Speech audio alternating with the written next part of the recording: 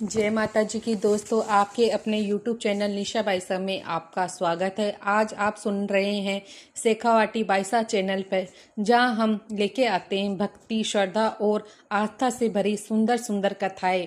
आज हम सुनेंगे बृहस्पतिवार व्रत की पावन कथा, जो सुनने से मात्र ही जीवन में सुख, शांति और समृद्धि लाती है। तो आइए शुरू करते हैं आज की शुभ ये कथा और इसको कैसे किया जावे है।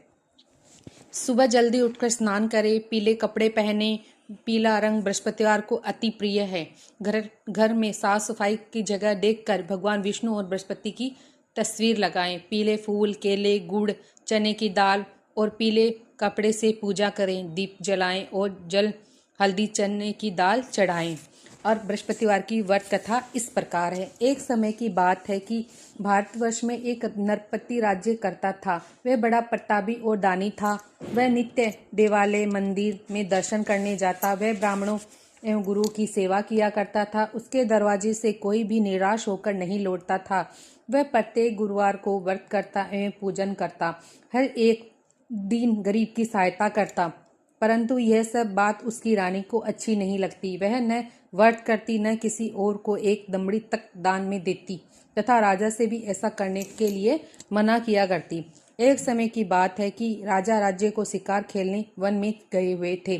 घर पर रानी व उसकी दासी थी। उस समय गुरु बृहस्पतिवार एक साधु के रूप में धारण कर राजा के दरवाजे पर भिक्षा मांगने गए तथा भिक्षा मांगी तो रानी कहने लगी, हे साधु महाराज, मैं दान और पुण्य से तंग आ गई हूँ। मुझे तो कोई घर की कार्य समाप्ति नहीं होता। इस कार्य के लिए तो मेरे पति देव ही बहुत है। अब आप इस प्रकार की कृपया करें कि यह सब धन नष्ट हो जाए तथा मैं आराम से रह सकूं।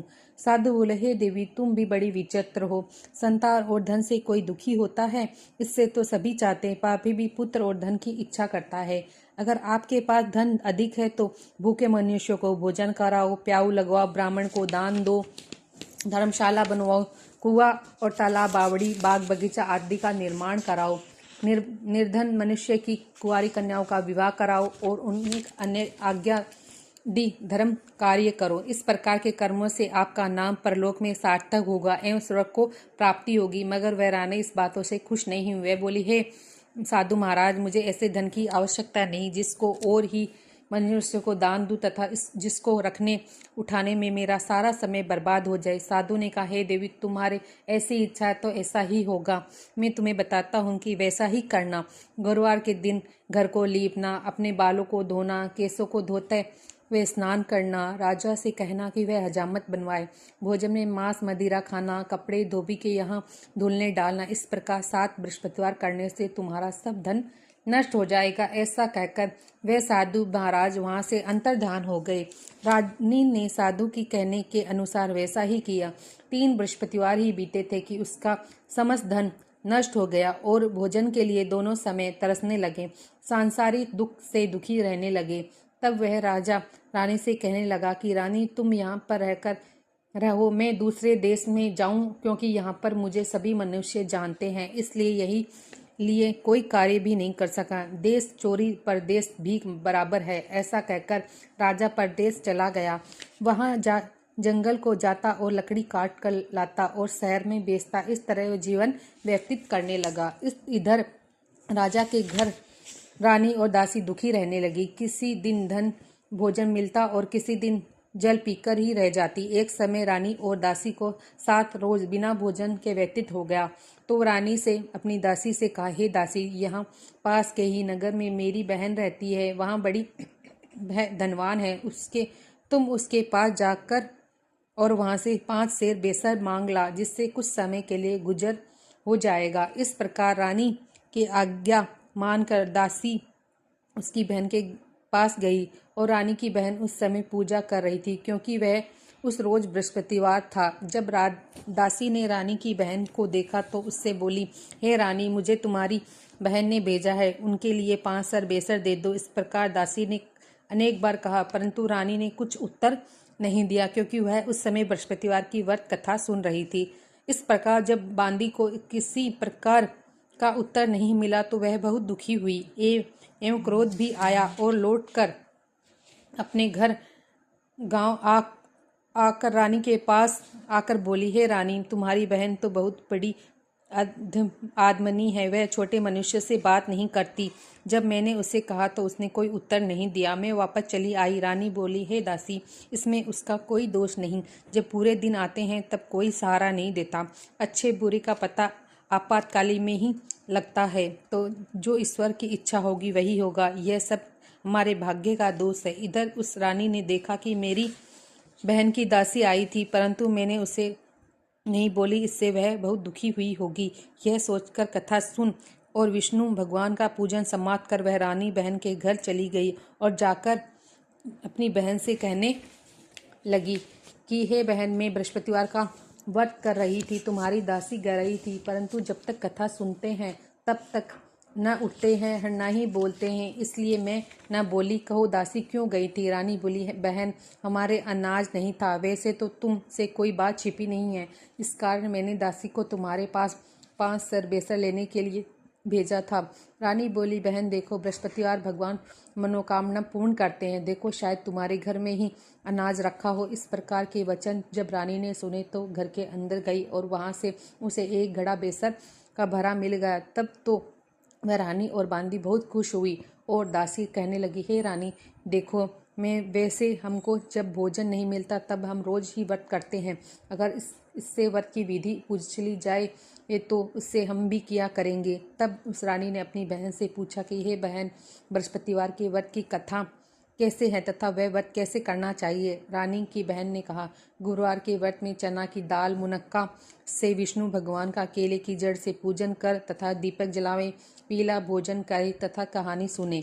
इस प्रकार करने से गुरु भगवान प्रसन्न होते हैं, अन्न पुत्र धन देते हैं, मनोकामना पूर्ण करते हैं। इस प्रकार से रानी और दासी दोनों ने निश्चय किया कि वे बृहस्पतिवार भगवान का पूजन जरूर करेंगे। 7 रोज बाद जब बृहस्पतिवार आया तो उन्होंने व्रत रखा।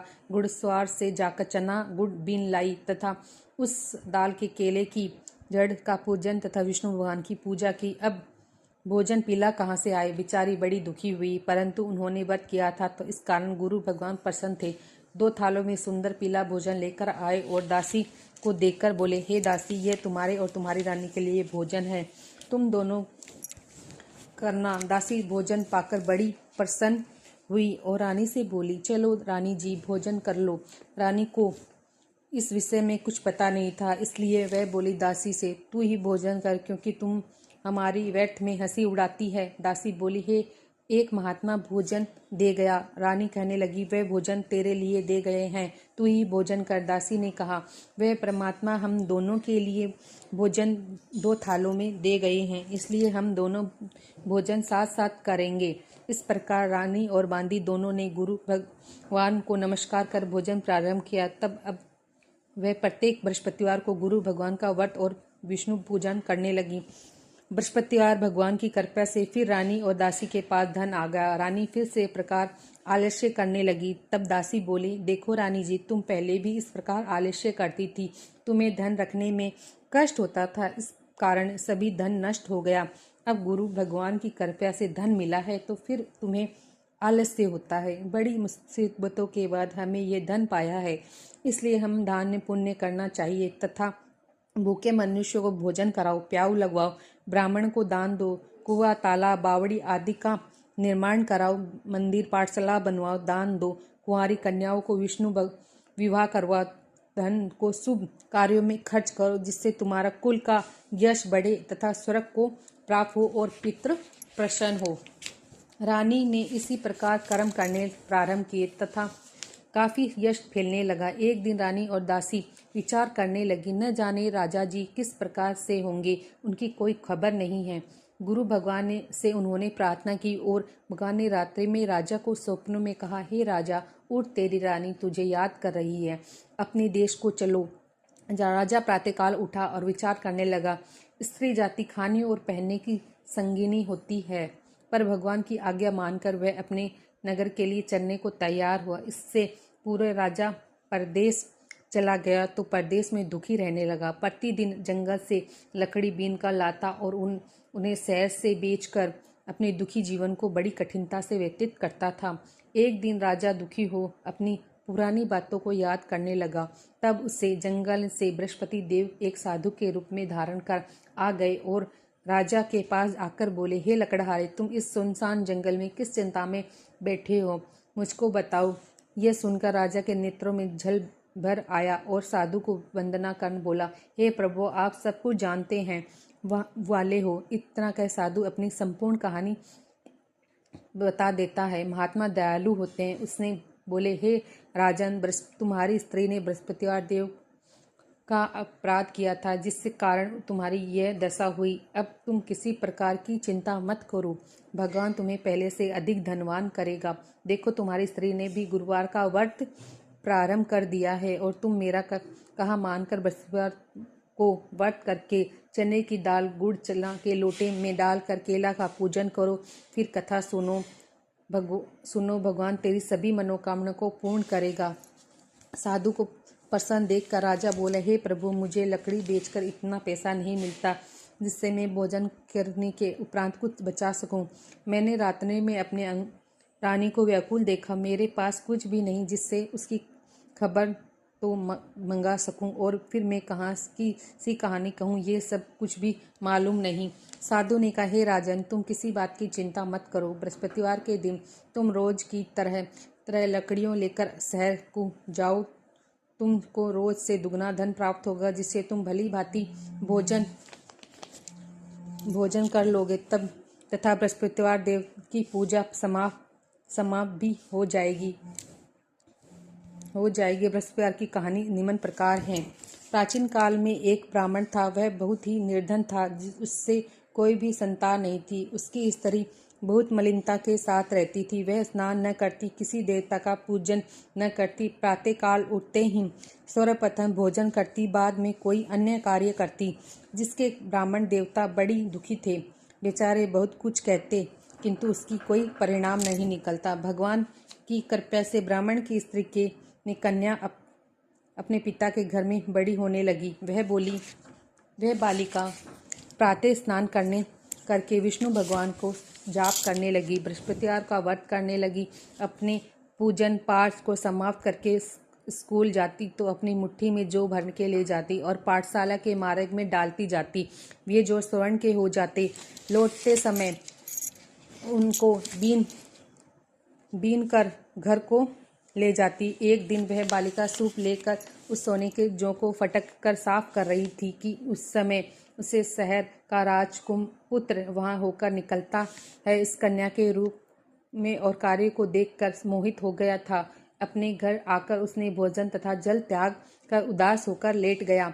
राजा को जब इस बात का पता लगा तो अपने मंत्रियों के साथ उसने पास गए और बोले, बेटा, तुम्हें किस प्रकार का कष्ट है, किसने अपमान किया है, अथवा कोई और कारण हो तो सो कहो, मैं वही काम करूंगा जिससे तुम्हें प्रसन्नता हो। राजा कुमार ने अपनी पिता की बात सुनी। वह बोला, मुझे आपकी कृपा से किसी बात का दुख नहीं है। किसी ने मुझे अपना अपमान नहीं किया परंतु मैं उस लड़की के साथ विवाह करना चाहता हूँ जो सोने के सूप में जौ को साफ कर रही थी। वह सुनकर राजा आश्चर्यचकित हो पड़ा और बोला, हे बेटा, इस तरह की कन्या का पता तुम्हारे लगाओ, मैं उसके साथ तुम्हारा विवाह अवश्य ही कर दूंगा। राजकुमार ने उस लड़की के घर का पता बताया। तब मंत्री उस लड़की के घर गए और ब्राह्मण देवता को सभी हाल बताया। ब्राह्मण देवता राजकुमार के साथ अपनी कन्याओं का विवाह करने के लिए तैयार हो गए। तभी विधि के अनुसार ब्राह्मण की कन्याओं का विवाह राजकुमार के साथ हो गया।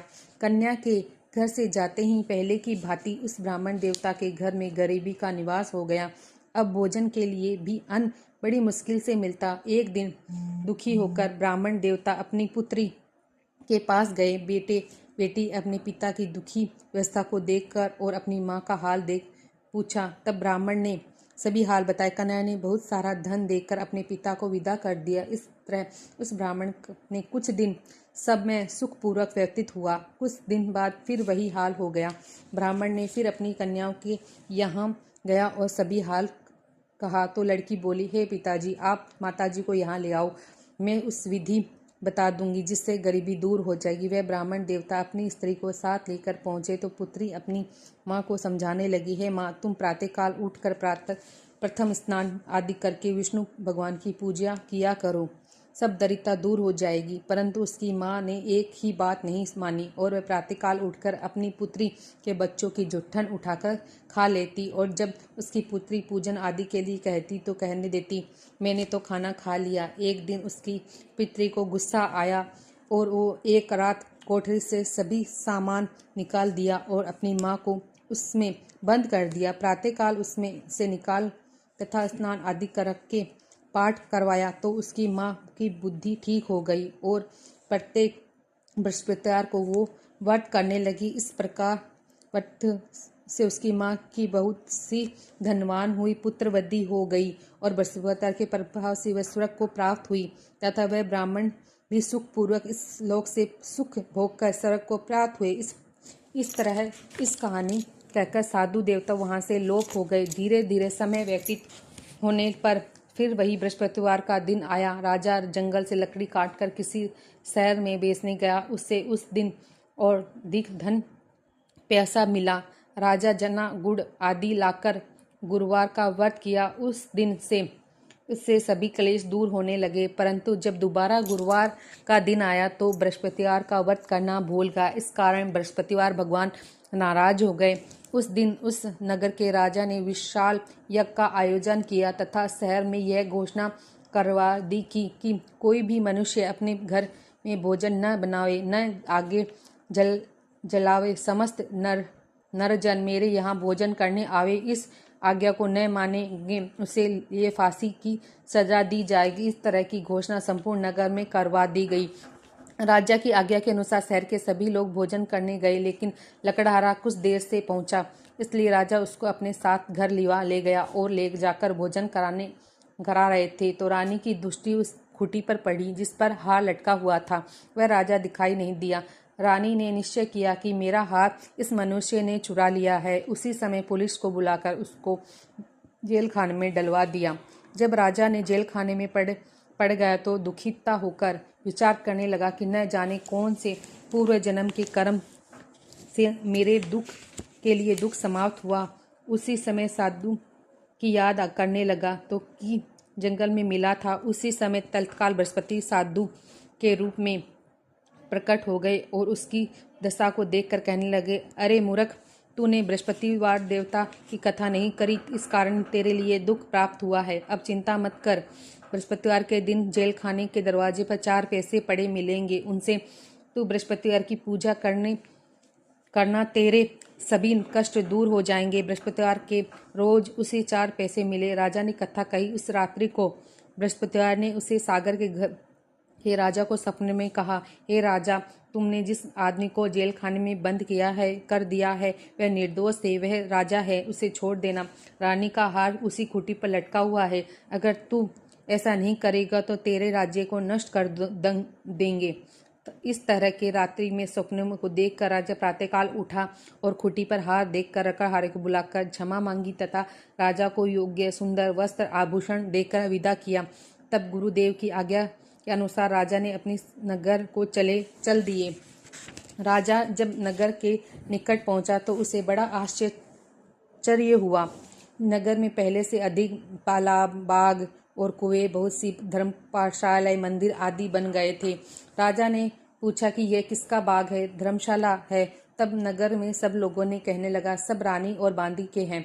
तो राजा को आश्चर्य हुआ कि गुस्से भी आया। रानी ने यह खबर सुनी कि राजा आ रहे हैं तो उसने बांदी से कहा कि हे दासी, देख, राजा हमको इतनी बुरी हालत में छोड़कर गए थे, कहीं हमारी ऐसी हालत देखकर लौट ना जाए, इसलिए तू दरवाजे पर खड़ी हो जा। आज्ञा के अनुसार दासी दरवाजे पर खड़ी हो गई और राजा आए तो उन्होंने अपनी साथ लिवाई और तब राजा ने क्रोध करके तलवार निकाली तो पूछने लगे, ये बताओ कि सब कुछ धन तुम्हें कैसे प्राप्त हुआ। तब उन्होंने कहा, हम यह सब धन बृहस्पतिवार देव के इस व्रत के प्रभाव से प्राप्त हुआ है। राजा ने निश्चय किया कि 7 रोज बाद जब बृहस्पतिवार का पूजन करते हैं, परंतु मैं रोजाना दिन में 3 बार कहानी कहा करूँगा तथा रोज व्रत किया करूँगा। अब हर समय राजा को दुपट्टे में चने की दाल बंदी रखती तथा दिन में 3 बार कहानी कहता। एक रोज राजा ने विचार किया कि चलो अपनी बहन के यहाँ हो आऊँ। इस तरह निश्चय कर राजा घोड़े पर सवार हो अपनी बहन के यहाँ को चले गया। मार्ग में उसने देखा कि कुछ आदमी एक मुर्दे को लेकर जा रहे हैं। उन्हें रोककर राजा ने कहने लगा, अरे भाइयों, मेरी बृहस्पतिवार की कहानी सुन लो। वे बोले, हमारा तो आदमी मर गया है, इसको अपनी कथा की पड़ी है। परंतु कुछ आदमी बोले, अच्छा कहो, तुम्हारी कथा भी सुनेंगे। राजा ने दाल निकाली और जब कथा आदि हुई तब कि मुर्दा हिलने लगा, और जब कथा समाप्त हो गई तो राम राम करके खड़ा हो गया। आगे मार्ग में उससे रोज एक किसान खेत में हल चलता मिला। राजा ने उससे देखा और उससे बोला, अरे भाइयों, तुम मेरी बृहस्पतिवार की कथा सुन लो। किसान बोला, जब तक मैं तेरी कथा सुनूंगा तब तक 4 हरिया जोत लूंगा, अपनी कथा किसी और को सुनाना। इस तरह राजा आगे चला गया। राजा के हटते ही बैल पछाड़ खा गिर गए और उसके पेट में बहुत जोरों से दर्द होने लगा। उसी समय उसकी माँ रोटी लेकर आई। उसने कहा, जब यह देखा तो अपने पुत्र से सब हाल पूछा। बेटे ने सभी हाल कह दिया तो बुढ़िया दौड़ी उस घुड़सवार के पास गई और उसने बोली, तेरी कथा सुनती हूँ, तो अपनी कथा मेरे खेत में ही चलकर कह। राजा ने बुढ़िया के खेत में कथा कही तो जिससे ही सुनते ही वह बैल खड़े हुए तथा किसान के पेट का दर्द बंद हो गया। राजा अपनी बहन के घर कुशलतापूर्वक पहुंच गया। बहन ने भाई की खूब मेहमानदारी की। दूसरे दिन प्रातःकाल राजा जगा तो वह देखने लगा कि सब भोजन कर रहे हैं। राजा ने अपनी बहन से कहा कि ऐसा कोई मनुष्य है जिससे भोजन न किया हो। वह बोली, बृहस्पतिवार की कथा सुनने पहली बोली, हे भैया, यह देश ऐसा नहीं है। पहले यहाँ सभी भोजन करते हैं, बाद में अन्य काम करते हैं। अगर कोई पड़ोस में हो तो देख आऊं। वह ऐसा कहकर देखने चली गई, परंतु उसने कोई ऐसा व्यक्ति नहीं मिला उसे भोजन न किया हो। अंत में वह एक कुम्हार के घर गई जिसका लड़का बीमार था, जिससे मालूम हुआ कि उसके यहाँ 3 रोज से किसी ने भोजन नहीं किया। रानी ने अपनी भाई को कथा सुनने के लिए कुम्हार से कहा। वह तैयार हो गया। राजा ने जाकर बृहस्पतिवार की कथा कही, जिस प्रकार सुनकर उसका लड़का ठीक हो गया। अब तो राजा की प्रशंसा होने लगी। एक रोज राजा ने अपनी बहन से कहा कि हे बहन, अब हम अपने घर को जाएंगे, तुम भी तैयार हो जाओ। राजा की बहन ने अपनी सास से कही तो सास बोली, हाँ चली जा, परंतु अपने लड़कों को मत ले जाना, क्योंकि तेरे भाई के औलाद नहीं है होती है। बहन ने अपने भाई से कहा, हे भाई, मैं तो चलूंगी मगर मेरे बालक नहीं जाएगा। राजा बोला, जब कोई बालक नहीं चलेगा तब तू क्या करोगी। बड़ी दुखी मन से राजा अपने नगर को लौट आया। राजा ने अपनी रानी से कहा, हम निर्वंशी राजा हैं, हमारा मुंह देखने का धर्म नहीं है, कुछ भोजन आदि नहीं किया। रानी बोली, हे प्रभु, बृहस्पतिवार देव ने हमें सब कुछ दिया है, हमें औलाद अवश्य देंगे। उसी रात को बृहस्पतिवार देव ने राजा के स्वप्न में कहा, हे राजन, उठ, सब सोच को त्याग दे, तेरी रानी गर्भ से है। राजा को यह बात सुनकर बड़ी खुशी हुई। 9वें महीने ही उसके पुत्र पैदा हुआ। तब राजा बोला, हे रानी, स्त्री बिना भोजन करे रह सकती है पर बिना कहे नहीं रह सकती। जब मेरी बहन आवे तो तुम उससे कुछ मत कहना। रानी से सुनकर हाँ कर दिया। जब राजा की बहन ने यह शुभ समाचार सुना तो वह बहुत खुश हुई तथा बधाई लेकर भाई के घर आई। तभी रानी ने कहा, घोड़ा चढ़कर तो नहीं आई, गधा चढ़ आई। राजा की बहन बोली, भाभी, मैं इस प्रकार न कहती तो तुम्हें औलाद कैसे होती। बृहस्पतिवार देव ऐसी ही हैं, जैसे जिसके मन में की कामनाएं हैं वैसे पूर्ण करते हैं। जो सद्भावना पूर्वक बृहस्पतिवार का व्रत करता है एवं कथा पढ़ता है तथा सुनाता है और दूसरों को सुनाता है, वह बृहस्पतिवार देवना उसकी सभी मनोकामना पूर्ण करते हैं। आपको ये कथा अच्छी लगी हो तो चैनल को लाइक करें, सब्सक्राइब करें, शेयर करें अपने परिवार के